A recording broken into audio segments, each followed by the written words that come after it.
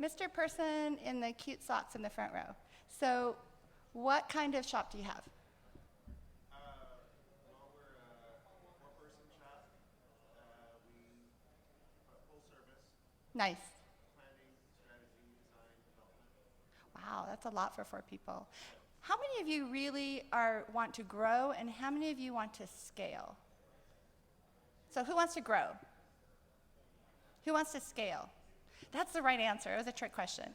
So how many of you know the difference? A few. Okay. So it's good. So I'll just talk about my past, and then when we get to that part in the slides, we can ignore it.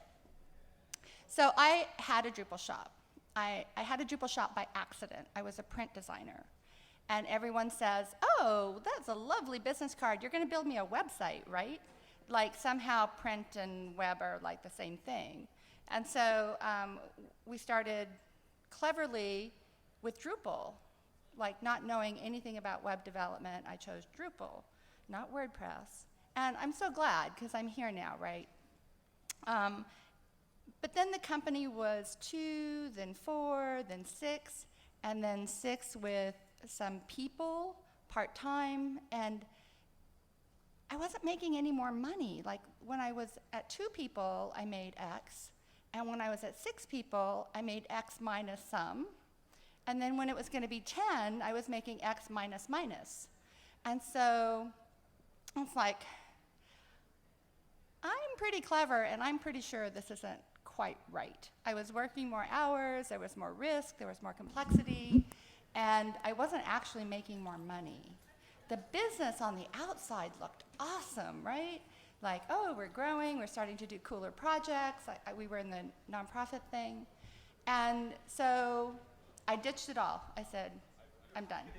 I'm out. Somebody actually offered me really good money for my business randomly, and I said, hello? That was an excellent exit strategy. So I sold the business, and then, but you know, my mind wouldn't let go of it. Like, why was there all this sales? Why were there all these happy customers? And what wasn't right?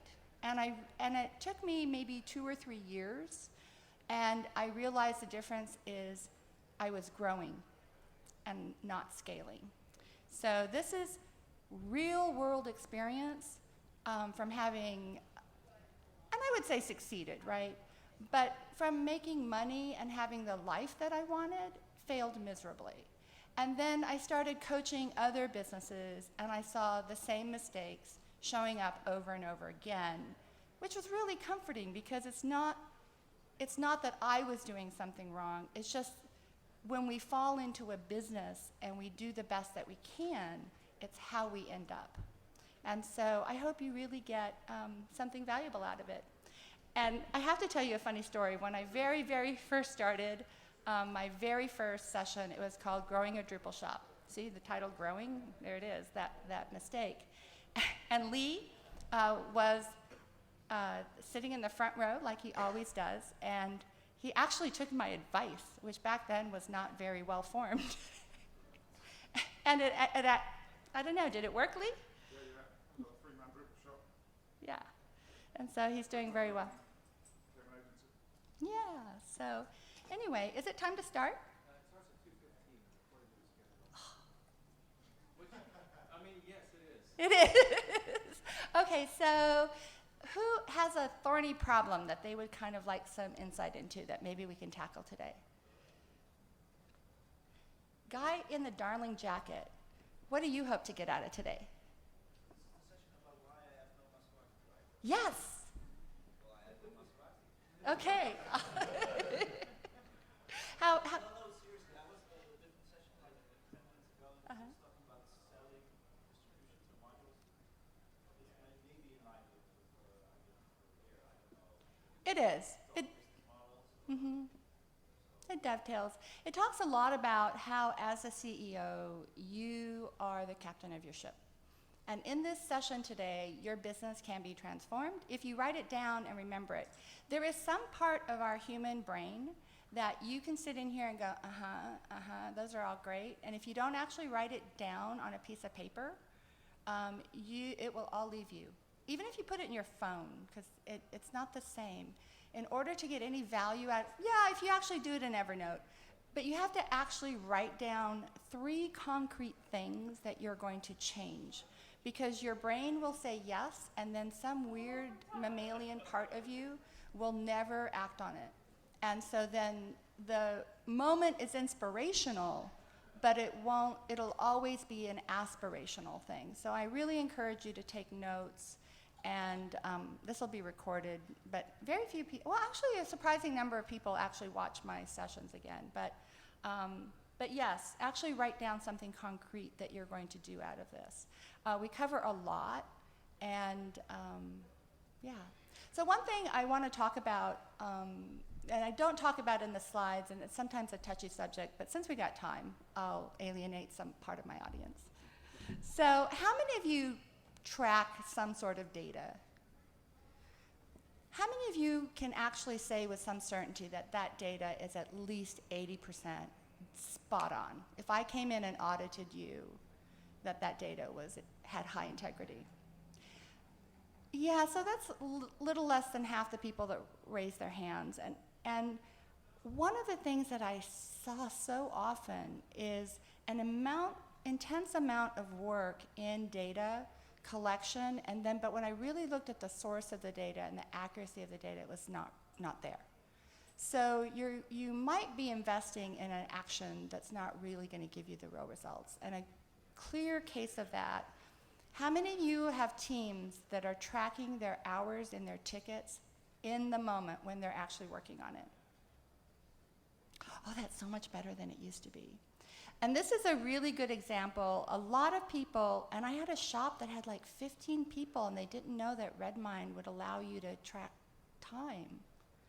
And so at the end of the week, their developers were like putting in hours for what they worked on. So that's a really good example of false data. And it makes you feel better, but it's not actually accurate. So, I don't know, I think the hall's mostly empty. We'll get started. And if we run long, please feel free to leave at the appointed time. And if you want to stay for Q&A, because I think there's a long break after this, I'll stay here as long as people want to talk. So, welcome. So I am a partner now at Thunder Active, which is a lead generation inbound content marketing company, which is like all the rage marketing automation inside of Drupal, which is really exciting because that means that Drupal is growing. We're evolving and like that. So if you want to know more about being a HubSpot and content marketing for you or your clients, come talk to me after. So we're a HubSpot partner, which is really awesome. And I already did who's here, so I know who's here. And so I've been in Drupal, actually, I lost some of my years when they did the upgrade, but I've been in Drupal for 12 years, since 4.7, since before there was a book on Amazon. And I've done a lot around Drupal. And so the darn Tesla is affordable now, so that doesn't count. So we're now margins and Maseratis.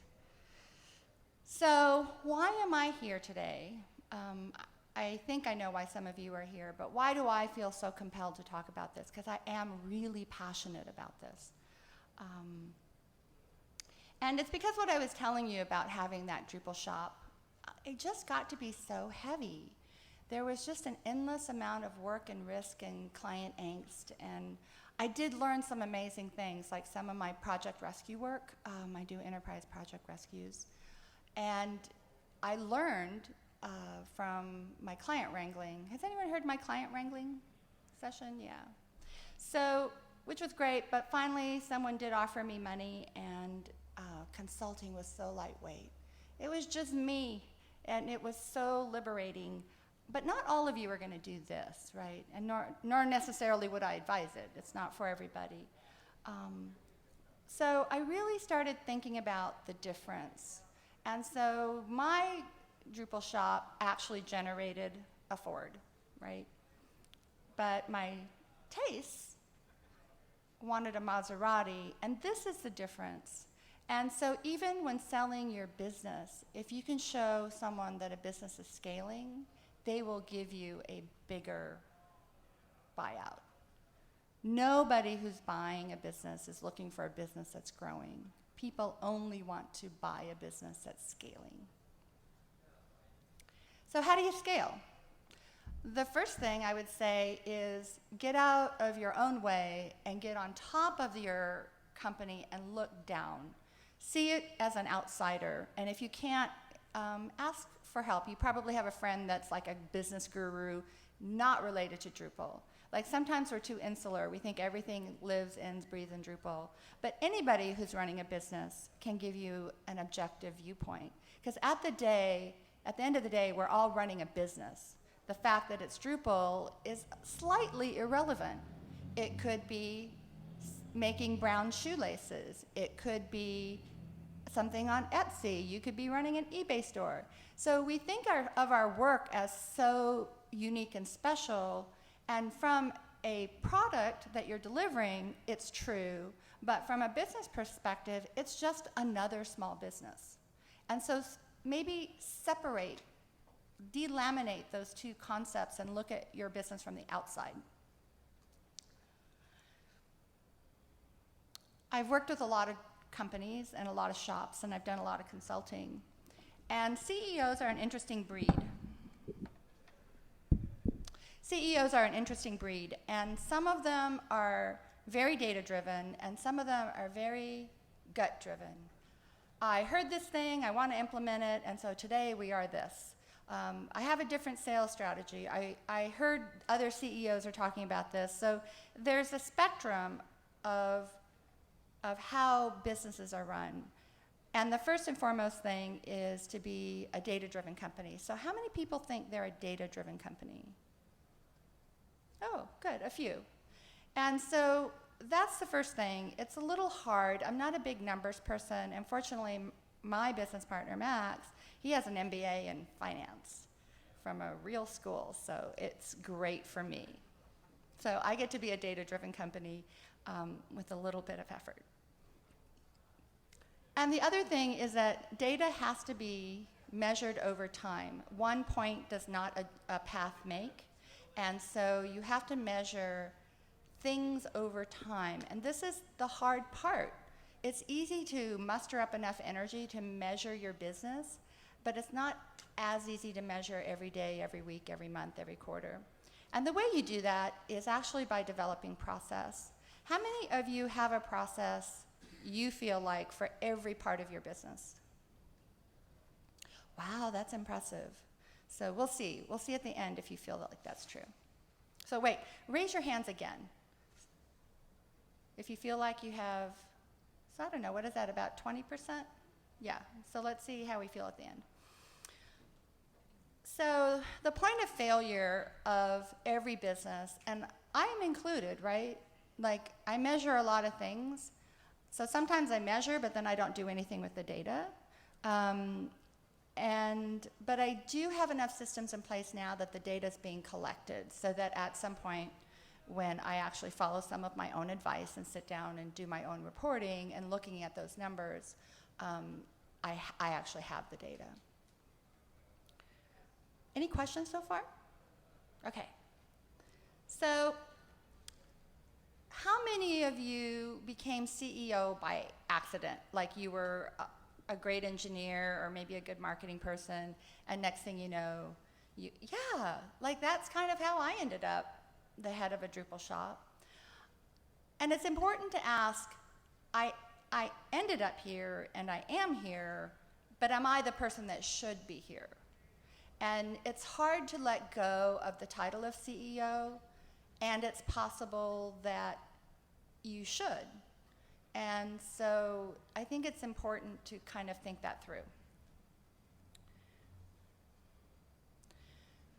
I am the biggest fan of reverse engineering. If you figure out what it's supposed to be, you can work backward. Who said that? Someone said yeah? Or is that out in the hallway? So how many of you know what you want your company to look like in 5 years? Maybe 3 years. Yeah. So that's the challenge, because you haven't yet defined the end. You can't really get anywhere. Do you see that? So we're just meandering, hoping for the best. And that's how you end up growing, because you're not sure where you're supposed to be, so therefore you can never scale to that thing. It might be a buyout.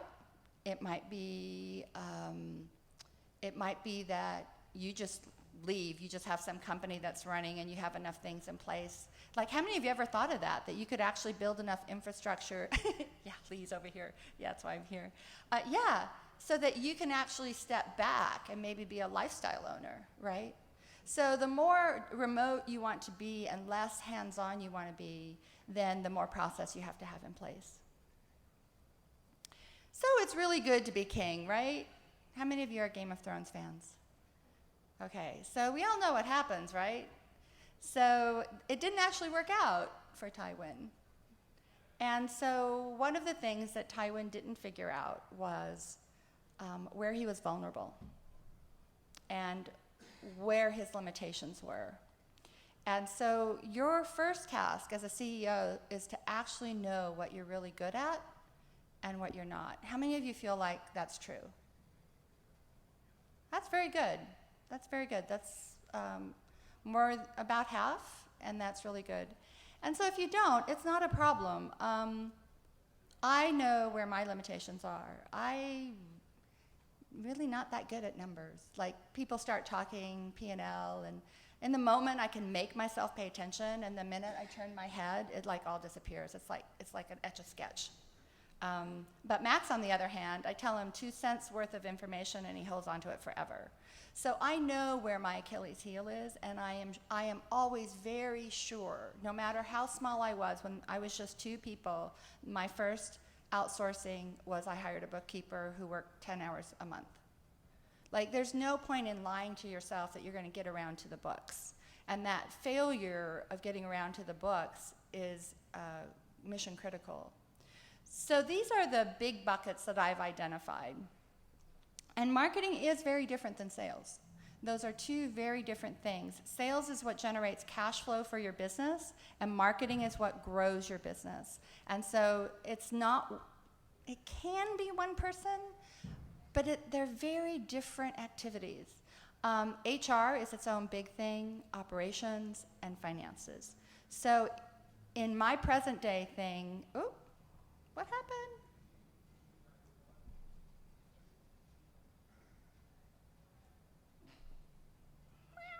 Okay.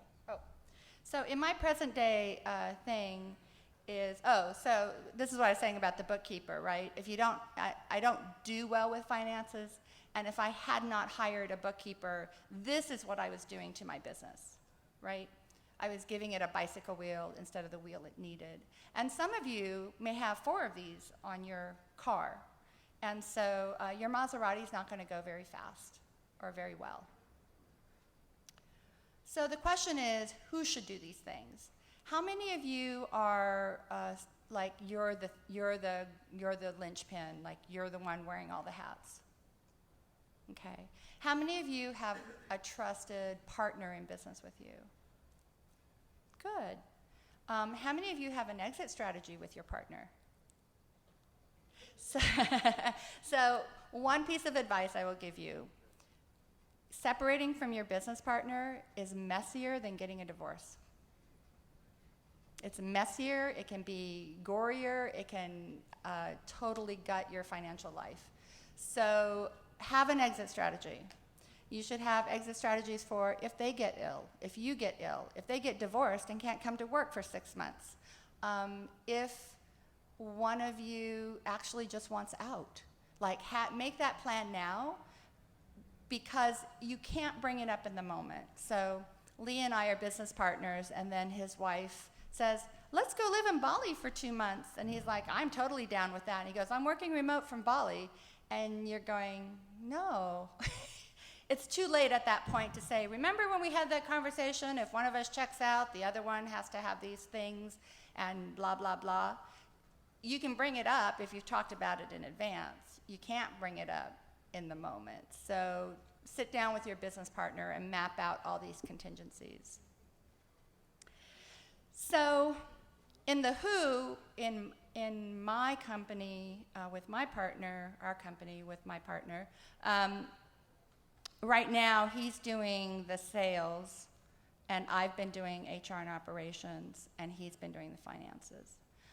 When I get back, I'm going to start also working in marketing and sales. We're going to turn over some of the HR and operations to someone else.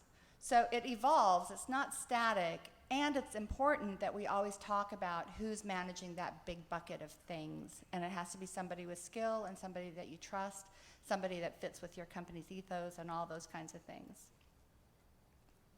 Any questions? Okay.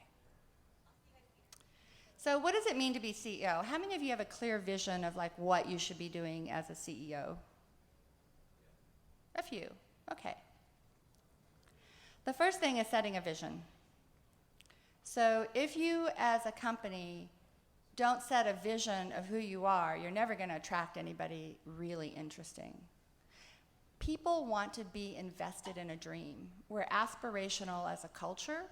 And so a CEO that has never set a vision for what they're going to do and how they're going to be in this very competitive landscape, it's going to be hard to succeed. And you're not really sure what you're going to do. If you don't really know where you're going, you can't chart a course. You can't say these are the milestones. You know what, we're going to do our first $50,000 web project by the end of the year, and we're going to rock it with nonprofits because we have a mission to have clean water everywhere in the world. So that is something when you're looking at a developer is looking at company A and company B, and this guy goes, come do Drupal for me. I need a ninja. Like, they've never heard that one before. Versus, come work over here with us, and we're going to make sure that the planet has clean water. Where do you want to work, right? Like, what are you inspired to do? Why do you want to give up Thursday night 9 o'clock deployment, right? So it's actually having a vision and charting a course and having some dream that people can be part of. How many of you have read Good to Great? Wonderful book for people. It's an old book, and I actually believe the old books are better than the new books. The new books are basically a slide deck that they've printed out and are charging you $22 for. This book actually has meat and will take you a weekend to read, but it's not hard. One of the great takeaways from the book, and there are many, is having the right people on the bus. And if they're not the right people on the bus, letting them off the bus. And how many of you are comfortable letting people go? Good, it's a really important skill to have. And people think of it as something detrimental. However, if you view it as you're letting people succeed somewhere else, because if they're not succeeding with you, nobody is happy, right? So then everybody wants to win. Everybody wants to succeed and do well. And if they're not doing that with you, then coach them, help them, guide them, find them another place where they will be happy. So, and for you, then that allows you to have the right people on the bus. And the right people on the bus sometimes changes. Like when you get two $50,000 nonprofit projects, that project manager that you had might not fit your current needs. And holding on to the wrong people for too long can be very, very detrimental, and it will actually demoralize your team. And it makes people lose faith in you as a leader, because you're supposed to protect the whole team, not just Pam. And so when that kind of thing happens, you're actually rocking your own ship. You have to be the first advocate of process. How many of you like process? Okay. I only like process for other people. I'm really clear about that. And it's a big flaw of mine, is that I am the first advocate of process, and I find it very difficult to stay in the process. So what do?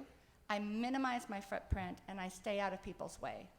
So the worst combination is you don't like process, you get everybody on your team to work out of process, and then you gripe about everybody not doing the things in process. Do you see what I'm saying? So this is where I know where my failings are. So I try my best to be in process, I will sometimes enroll other people to help me be in process, and I make sure that I don't cause any wake in my failure to be in process. So, and I admit to it too, like, you have to be honest with your team. It's not like they don't see it, right? Understand ops. So this is the difficult part. How many of you came from a technical side? Okay. How many of you came from some other side?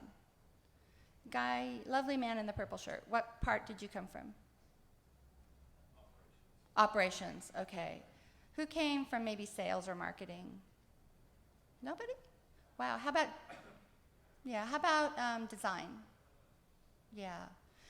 So in that, we are all flat tires, right? Like we don't understand everything. Like no matter how much someone explains Git to me, I've never done it, I'm never gonna deploy code. So I can't manage DevOps. It's a black box to me. However, I have to do my best to understand not how to do deployment and GitHub and DevOps and server boxes. I have to understand the impediments. It's really key to understand what blocks people from doing their job. I don't have to know how to write a module, and I have to understand where modules break down. Most of the time, modules break down between what the client is expecting and what the engineer needs to develop. So that's facilitation, right? But understanding the whole process. How many of you actually understand the HR laws in your state? Right. How many of you understand benefits administration? Yeah. So this is where we go back to the 5 buckets. And you have to know what you know, and you have to know what you don't know, and you have to make sure that somebody in the organization understands it.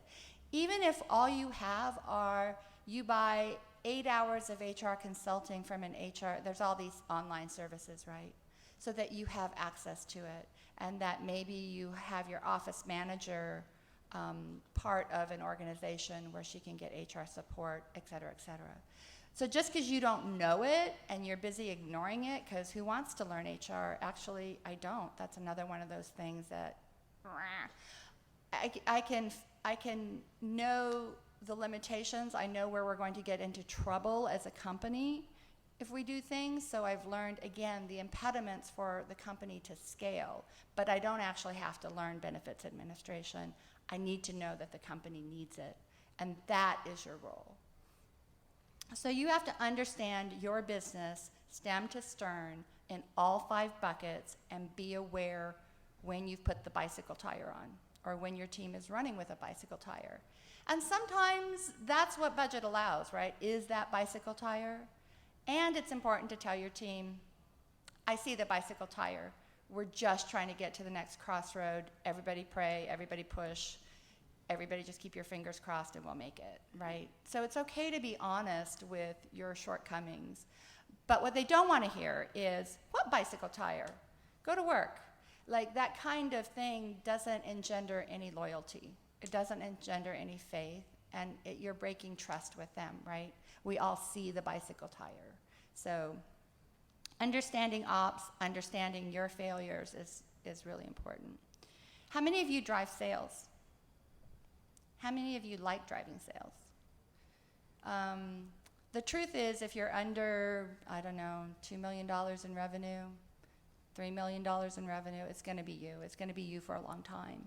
And so you have to know that you're going to own that bucket for a long time and deal with it. You cannot write brilliant code and do sales and do HR and do all the other things in a business. So focus on sales. And I will tell you, one of the things that I realized in having done maybe 2, 3, 4 company turnarounds now is I have been a little late in focusing on the marketing because it's so easy to get driven into operations. I'm lucky now because Max does all the biz dev and it's awesome. However, focusing on marketing and sales is a little bit your first priority because that's where all the cash comes in. Manage finances. How many of you are good at finances? How many of you know what a P&L statement is? How many of you know what a balance sheet is? Oh, wow, you guys are all better than me. How many of you plan for contingencies? How many of you have forecasted the next downturn in the economy? You should think, how many of you have a plan for that? How many of you know who you're going to downsize if you lose your biggest client? Yeah. So that's the kind of thing. There's all kinds of contingencies. Fortunately, Drupal 8 snuck up on us so slowly. We all had time to deal with that one, right? This is mission critical as a leader, is to kind of anticipate that. How many of you have an exit strategy? Yeah, it's hard. It's hard to focus that far down the road. And it's important to kind of think about, like maybe spend one day researching and reading about and thinking about an exit strategy.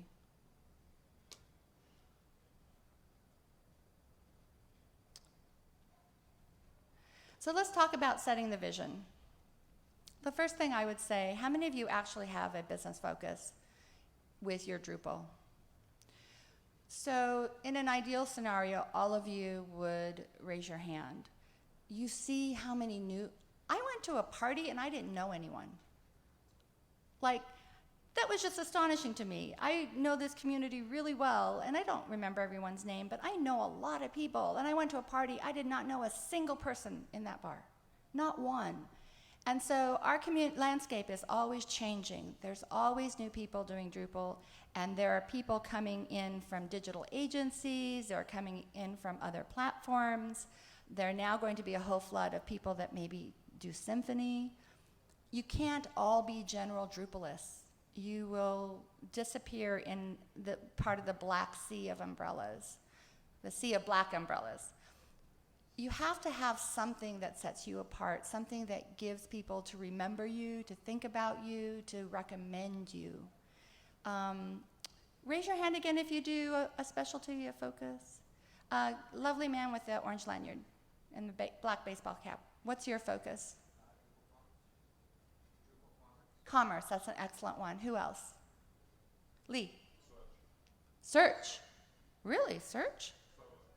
Oh, solar search. Okay, I thought I might have to take you out at the knees. We do search. Solar search. That's an excellent one. Like, that is very narrow and specialized, and solar is wonderful and weirdly complex. So it's perfect. Yes?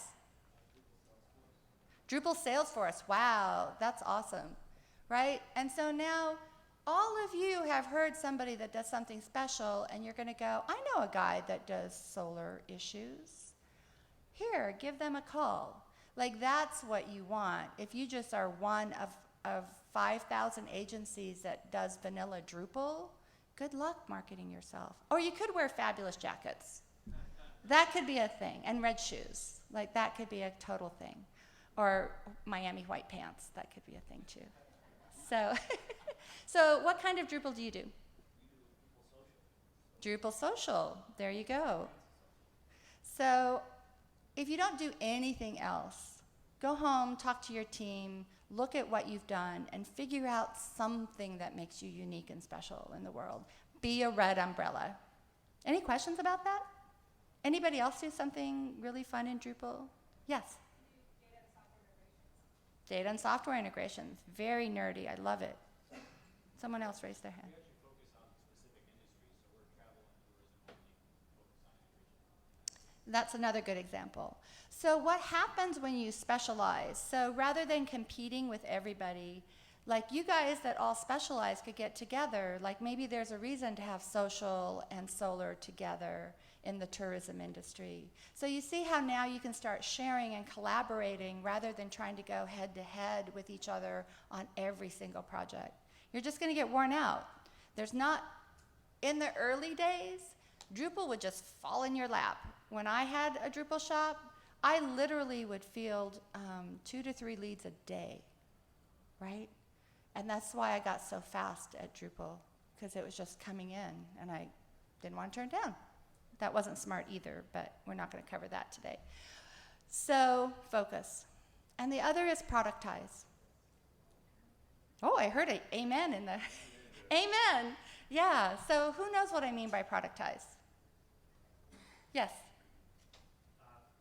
Make a distribution or a product and sell it over and over again. Yeah, so in the extreme case, it would be ImageX has a brand new OpenEDU distribution.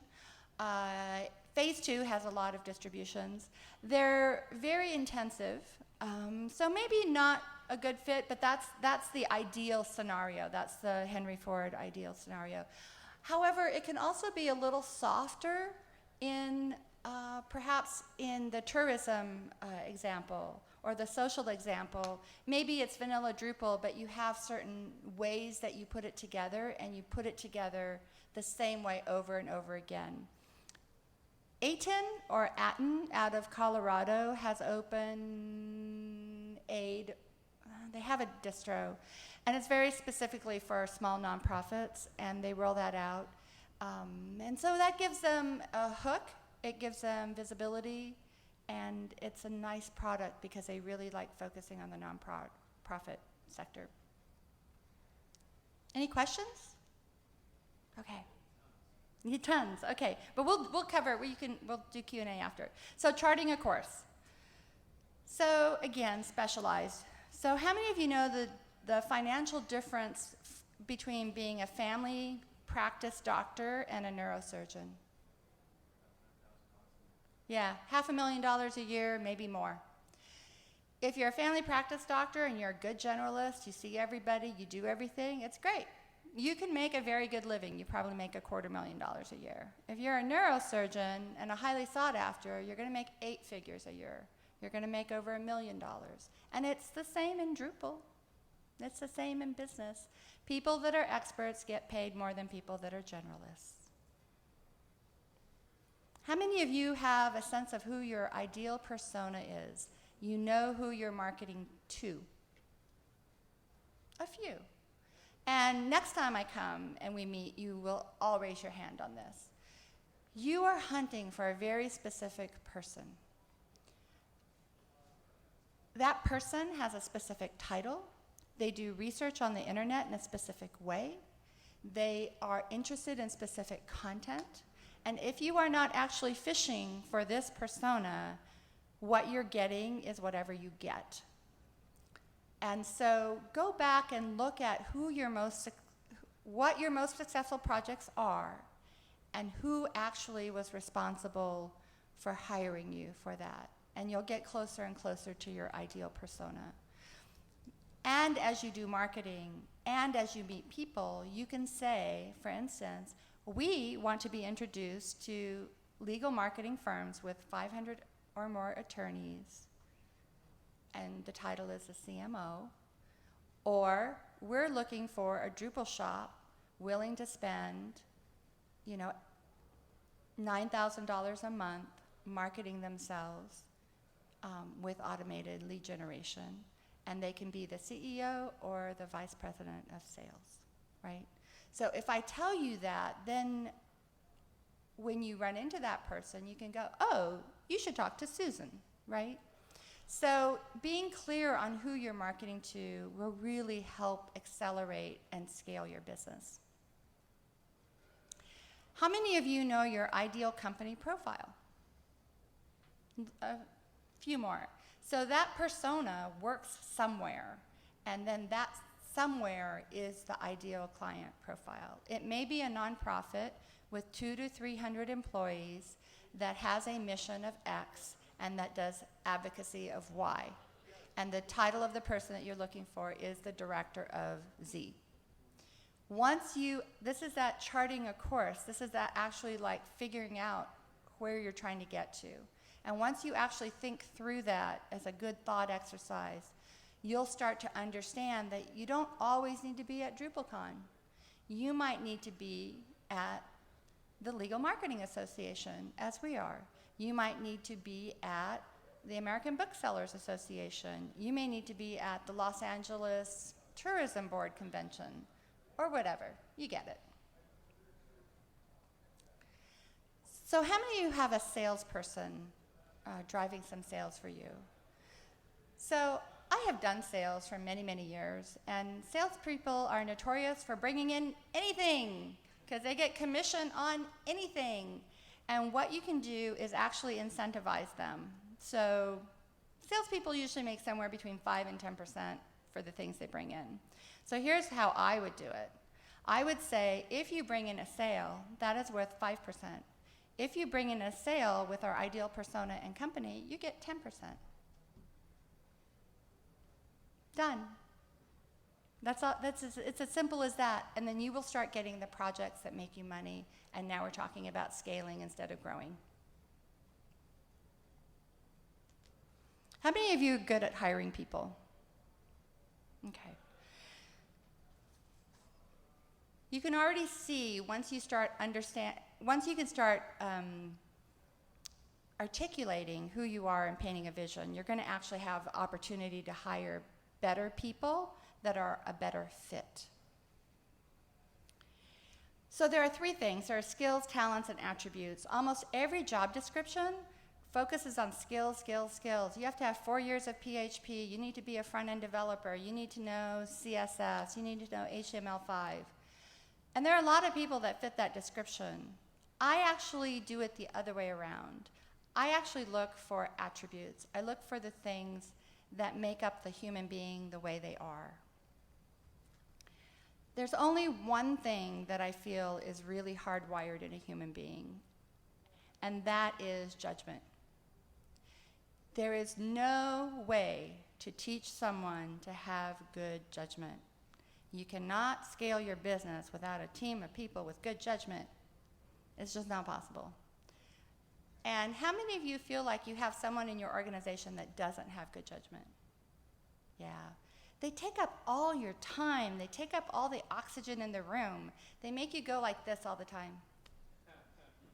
And they make your customers go like that. And it actually makes, if they're interacting with your customers in any way, your customers are going, oh my goodness, what did I do? So this is perfect, right? The world is flat. And so yes, good judgment is hardwired. Have it, don't have it, get rid of the ones that don't. I also like resilience. I am a big believer in change. I change often, I change hard. Left turn. People that play with me have to be able to shift and not come to work and go, my desk was here yesterday. I'm going to have a bad week because you moved my things. Those people don't float with me at all. They drag me down. They drag down the energy of the people around them. So one of the first things I do when I take over a new team, we move desks. We make everyone move because people get attached to 6 feet of carpet rather than committed to a vision. And you have to shake it loose. So when I first started doing this in 1980, the team was aghast. It took us about 2 hours to move. And as someone who watches billable hours, that was so painful. And at the end of the day, everyone is cross and tired and grumpy. And we survived it. And I made people sit cross-departmental, and everyone got smarter. Everyone made new friends at work. Everyone got to see their job from a different perspective. And then we moved again, and it took an hour. And then we moved again, and it took 30 minutes. And today, with my team, the way that I've had them plug in all their stuff, we're mobile. And so we can now move desks in about 15 minutes. 20 people, boom, we're done. And people start requesting it. And that is resilience. And you want people who feel empowered enough to not have to sit in the exact same place with the exact file cabinet. So you can see. Endurance. Sometimes you just have to work hard, and you just have to work long, and I want people that can do that. There's a weird thing called team awareness. I call them the wobbly wheel on the shopping cart, and I actually, this last year in 2015, I kept a woman on way too long. She was so smart, and she was so nice, and she just had so much potential, and she was such a wobbly wheel. And I kept her too long, and it actually demoralized the team. and caused social ramifications within the company, and I shouldn't have done that. And so you need to be aware of when someone is a wobbly wheel, and you need to correct it. And we did. We did performance improvement things, and she really was giving it her all, and that's why I really appreciate when people give 100%, and I stayed with it, though, a little too long. So be aware when you have someone that is the wobbly wheel, it's going to derail everything. People come this way. You're a happy baby or you're not a happy baby. I have a friend that suffers from depression, and he's like, "What is wrong with you?" I go, "I wake up like this. This is me every day." He's like, "I don't understand this."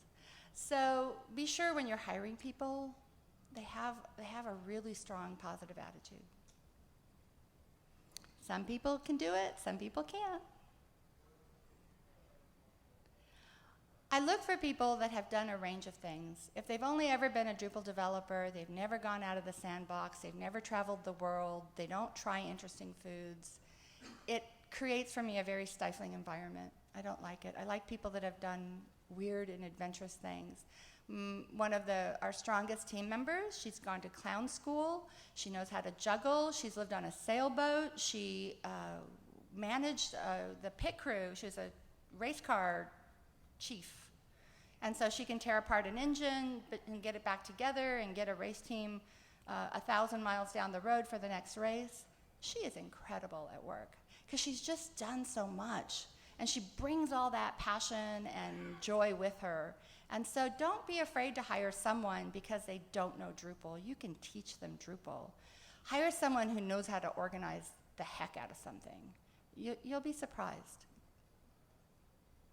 I look for people that have taken on leadership in any way. They run a brownie troop.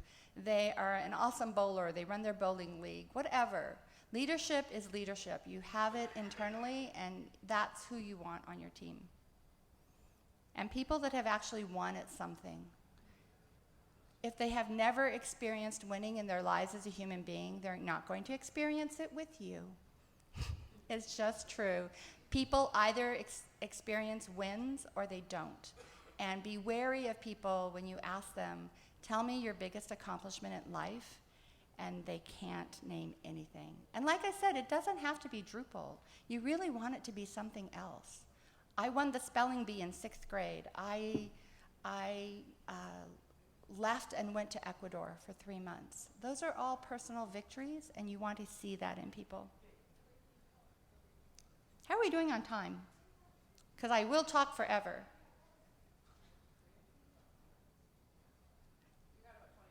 Oh, okay, good. So understanding ops. I have to go a little faster. So 1, if you are in charge of operations, your number 1 mission is to be profitable. You have to know what things cost, including all of your human resource allocation, and you have to know what kind of sales you're trying to drive. How many of you know what utilization rate is? Right? Yeah. So you have a team of people. Are they billable 10% of the time, 40% of the time, 80% of the time? So it's important. And if you don't know this, it's really easy to read about it and figure it out. In order to know utilization rate, though, you have to have a process. You can never figure it out unless people are doing the same things over time and you're measuring it. This is the challenge of process. How many of you have tried to implement process and it kind of comes and goes? Yeah. So you have to have the tool. Process cannot be just write things down.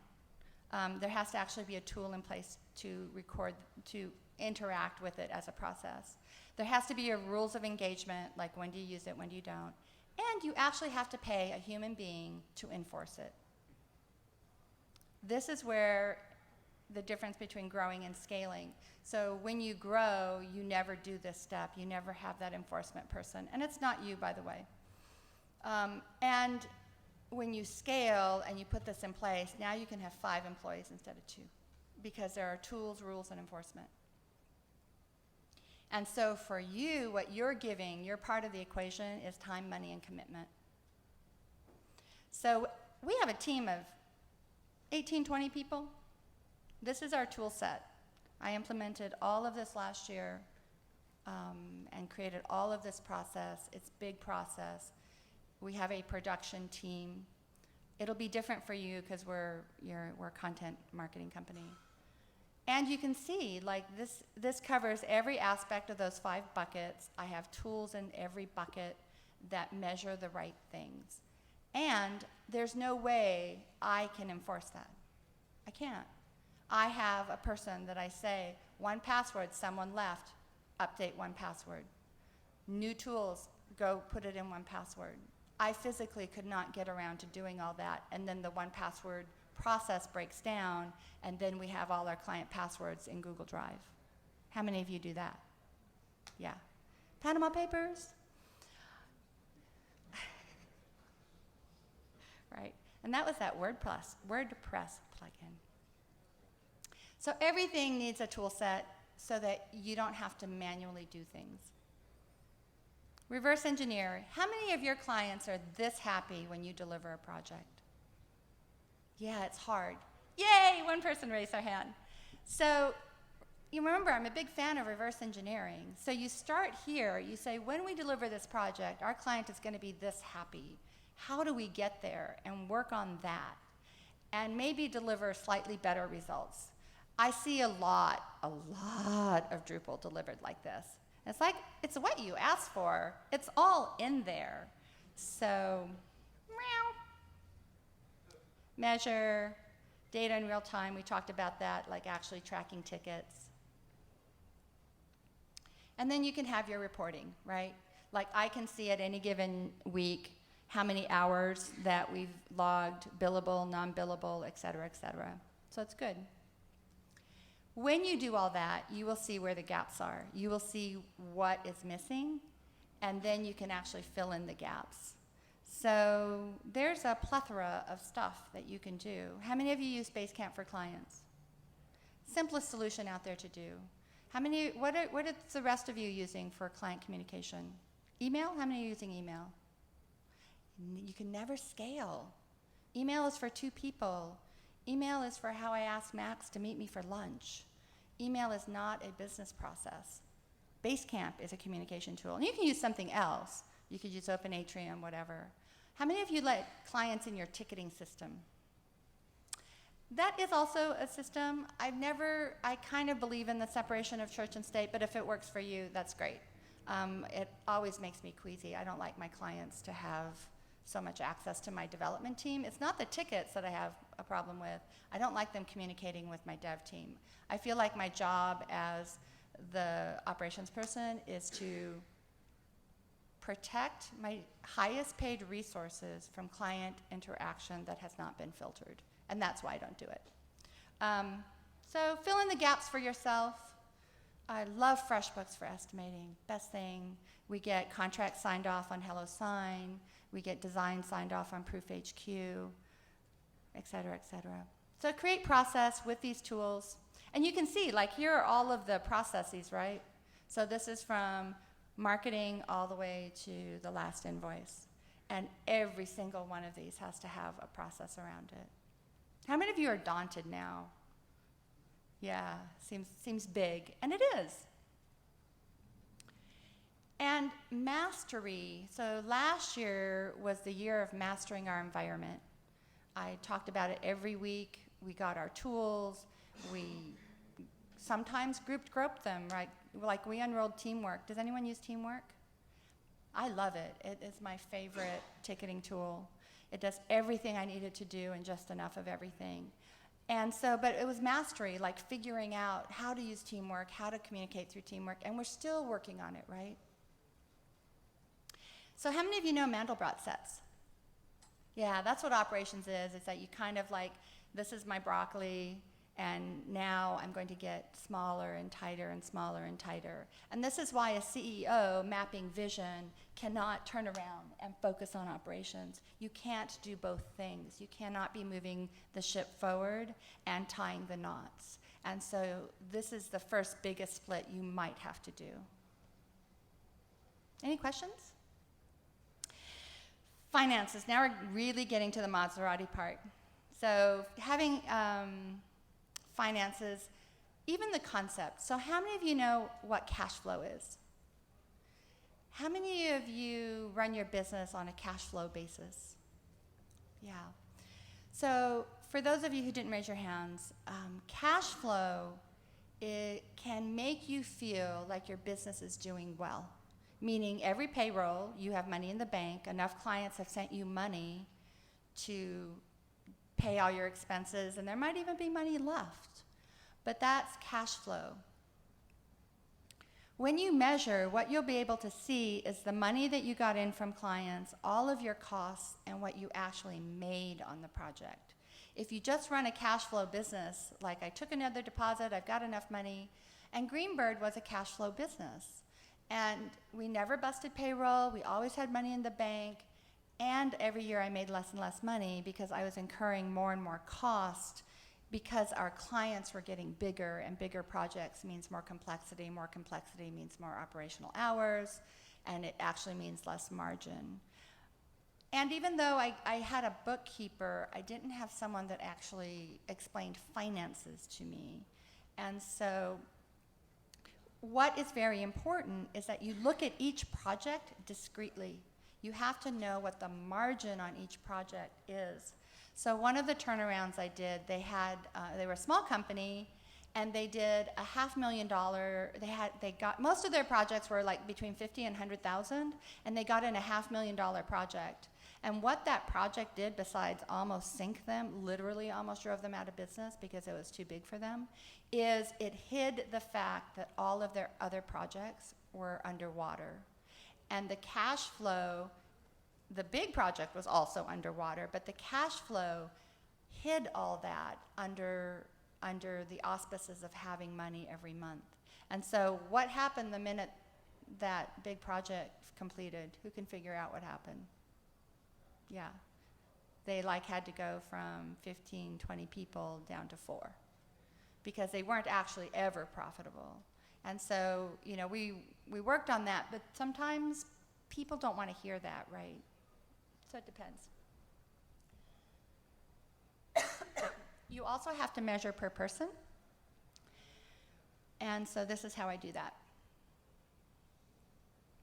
So you take your total revenue. We made $1 million last year, and we had 5 people. So that's $200,000 per person. Or you have 20 people, and you have less. And this number will let you know whom you should hire next and why a marketing and salesperson might actually be the most cost-effective hire you make. Because a sales and marketing person may drive the most revenue per person. And so you can hire a themer who you might pay $75 and he generates $150,000 in billables, or you may hire a sales and marketing person at $75 and they may generate $500,000 in revenue. Revenue per employee.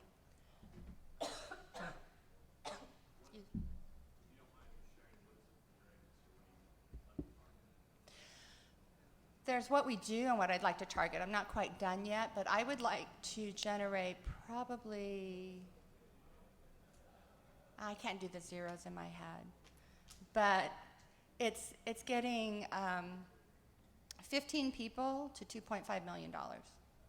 Yeah. But I will say that the digital marketing side is a little more lucrative than the development side because you have to pay developers so much money.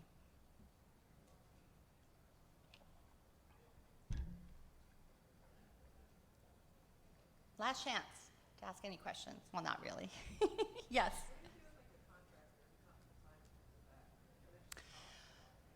That's a really great question. So what's really great about contractors is that they're 90% billable. And so it can be a very effective way of scaling. There are some quality issues and some other things that you have to work through, but it can be a very effective way. Yep. So I find that many CEOs are captains of calamity. They are their own worst enemies. So let me talk, I've talked about all the things that you should do. Let me talk about some things you should not do. Email is not a to-do list, and it is not a business plan, and it is not a good way to run your daily activities. Email is highly disruptive, and it makes you work on the thing that is here now, not the thing that is most important. So, and I should have actually included this slide. Max just gave me a wonderful book, and it reminded me of all the things I know and forgot and don't do. However, there's a way to actually categorize, like, what is the most important thing that I do? What is the most urgent thing that I need to do, et cetera, et cetera. And it's good to have those distinctions. If you sit through your email and just spend your day replying to email, very bad leadership.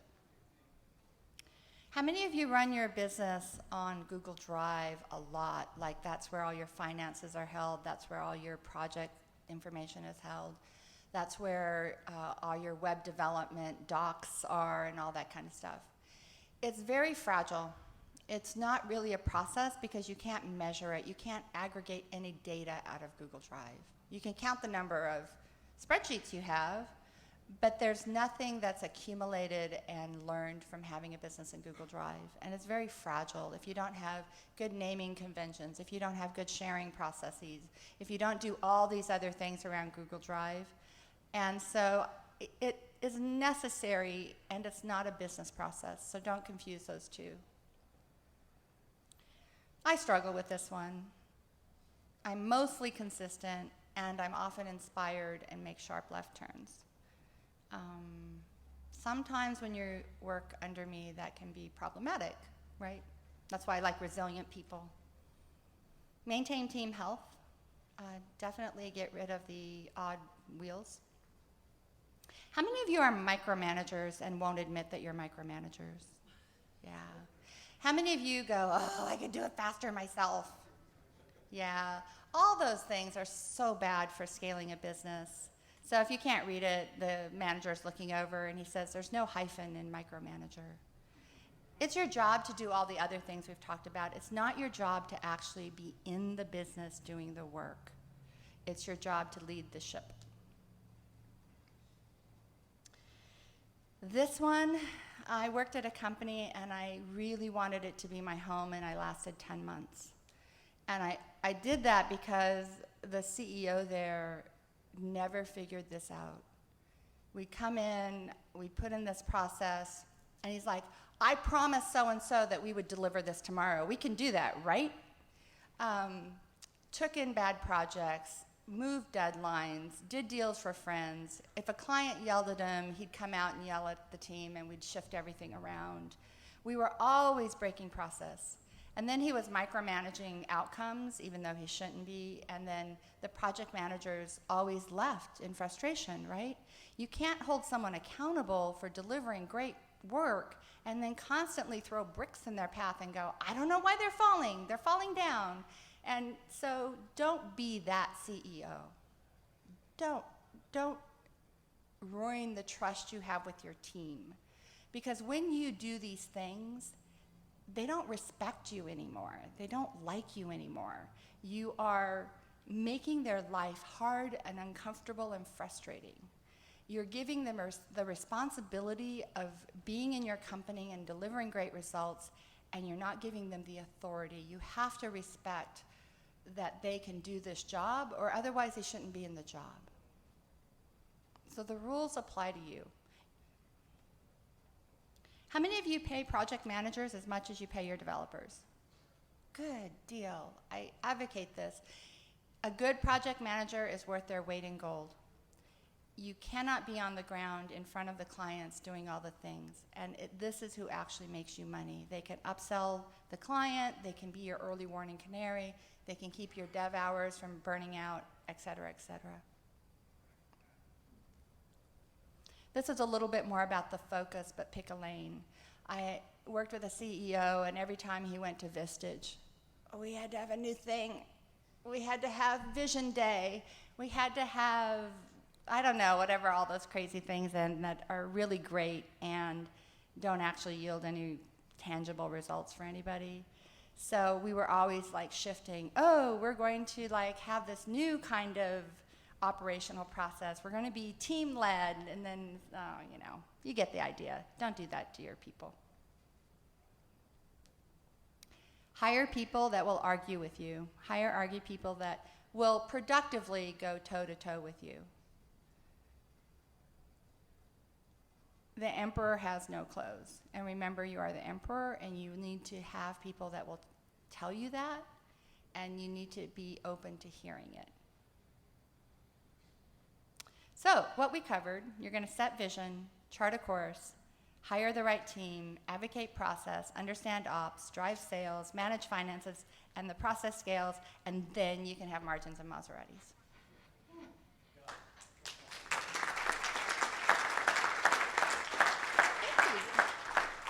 So today we went up against Dries and Josh Koenig. So I really appreciate that you came here to hear this. The Drupal Association actually decides who gets to speak based upon the feedback form. So if you didn't like it, don't fill it out. And if you loved it, let them know. Follow me on Twitter. I don't tweet much. And then do connect with me on LinkedIn. So, because I love to stay connected to people. But thank you so much, and we'll now do Q&A, and there's a microphone back there, and let's rock it. Let's find out what you really want to know.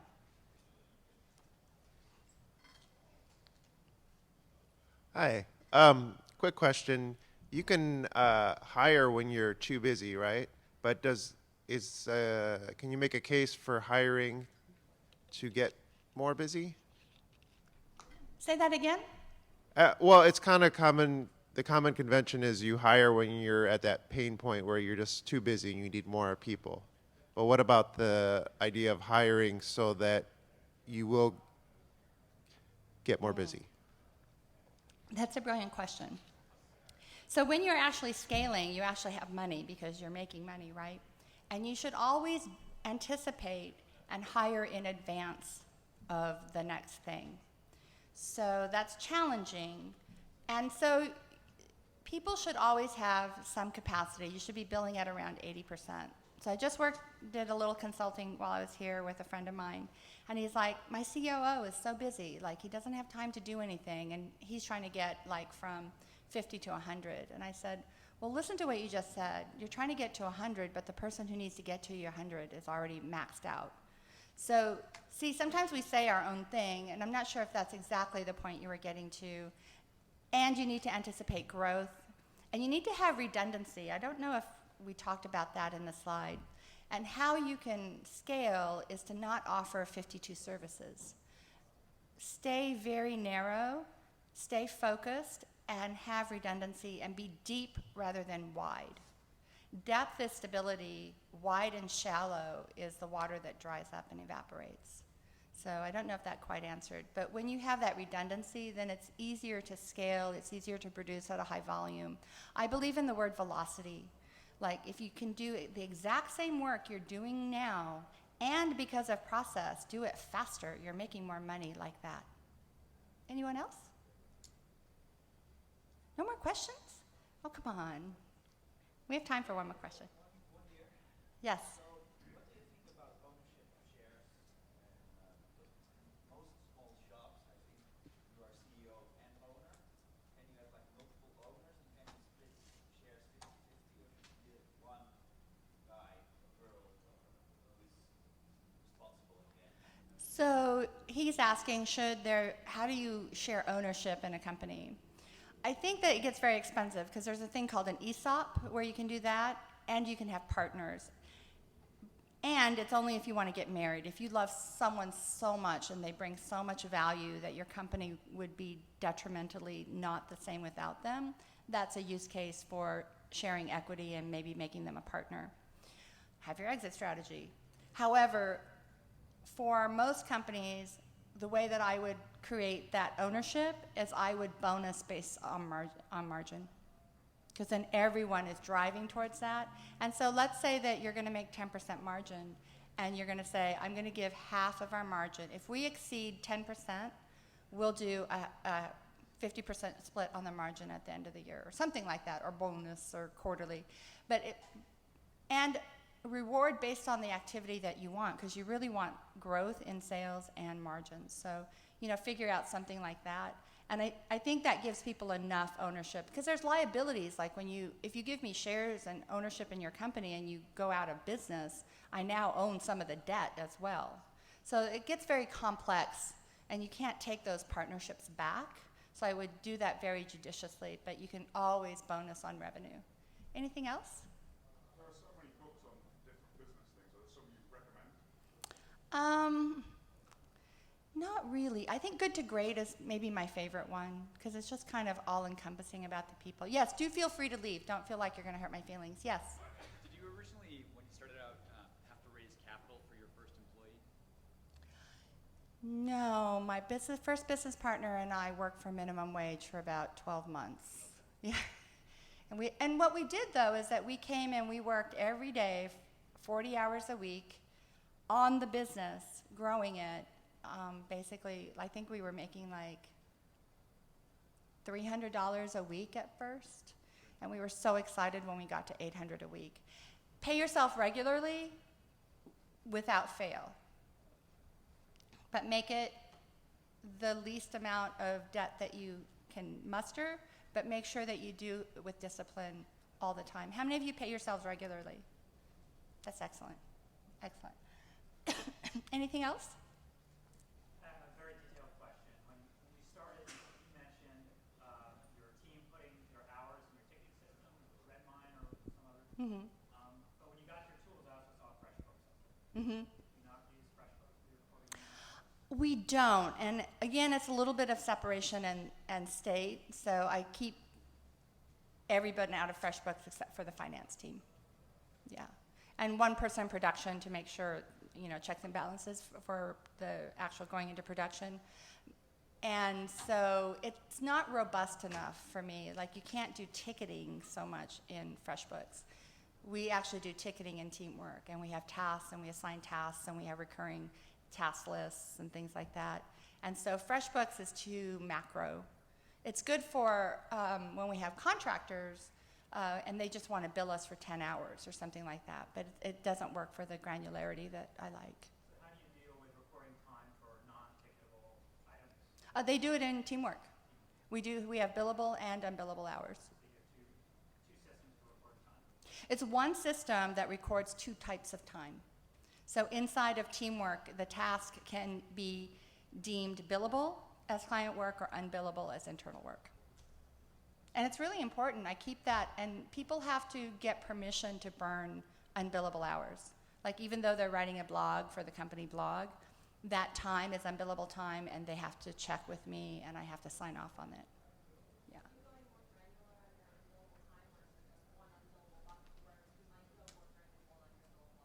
No, we have different tasks that are unbillable. Mm-hmm. Anything else? Okay, yes.